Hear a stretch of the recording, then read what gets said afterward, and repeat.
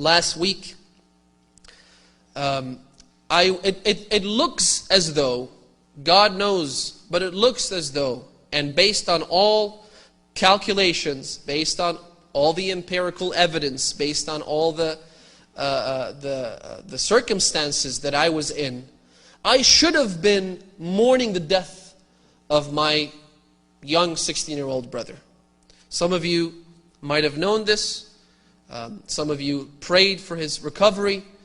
A 16-year-old boy who's otherwise healthy, doesn't even eat junk food, doesn't drink carbonated drinks, he's perfectly healthy.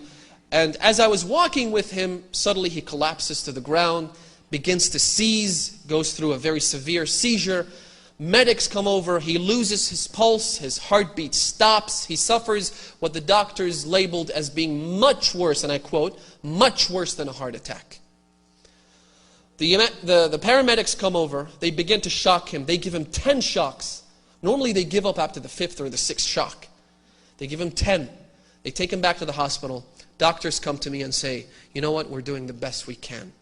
Which I thought was another very polite way of saying, don't expect much from your brother's condition because he's not doing too well. And certainly he wasn't doing too well.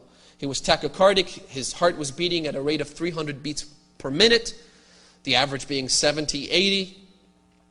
And I knew I lost him the moment they came back and said, obviously his heart stopped at one stage, but it started beating again. But I knew I lost him when they came and said that what we want to do now is take him to another specialized hospital, but in the meantime, we want to freeze his body and his brain so that if there is any hope in his brain starting to function once again, at least we preserve that brain activity. The rest of the body, we don't know. If he wakes up, the likelihood is very high that he's going to be in a vegetative state for a very, very long time.